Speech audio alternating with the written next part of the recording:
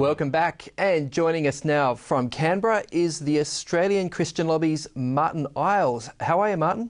I'm really well, thanks, Ken. Good to be with you. Now, Martin, there seems to be increasing support for banning protest activity around abortion clinics. I understand the ACT has passed legislation to that effect. Is that right?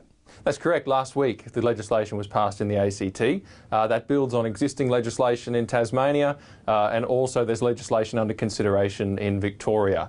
The legislation makes it unlawful to communicate in a way that can be seen or heard on the subject of abortion within a specified distance of clinics, so say 150 metres. And I think the concern is it may actually be unconstitutional if challenged, because there's a very strong freedom to communicate on political subjects implied in our Constitution since the case of Lange and ABC.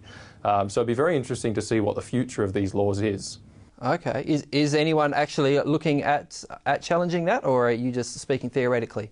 I'm speaking theoretically, but I wouldn't be surprised because it's an issue of freedom of speech, and there are workers outside abortion clinics for organisations like the Helpers who do sidewalk counselling, and they have in the last few years in Melbourne alone seen 300 or so babies born as a result of their counselling services. And I've read the moving letters of thanks from the mothers and with photographs of the children, and it's a beautiful thing. So there'll be those who want to see that work continue.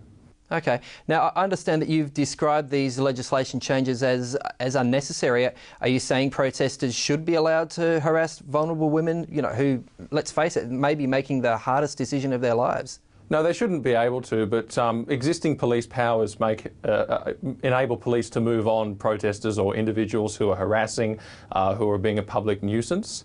And also the legislation is just clumsy. It doesn't just stop that kind of behaviour. It stops communication in general, full stop, and it reaches out and bans other things as well. Okay.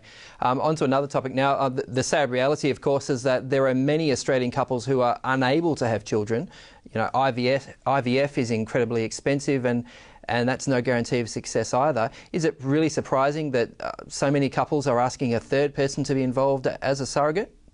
No, it's not surprising at all. And look, I think we do need to sympathise with the situation of people, but it doesn't make it right to seek those kinds of services and to go down that line. I mean, surrogacy is an ethically fraught process. It involves biological links being broken. It puts three people into the family structure, and it's harmful for kids. There's groups in Australia called Tangled Webs and Anonymous Us and that, which are support groups for people who have been born by either anonymous donors or through surrogacy and so forth, and they struggle with it all their lives because of the identity crisis that takes place. So we need to consider the rights of kids as well. Yeah, boy, it's a complex and emotive issue, isn't it?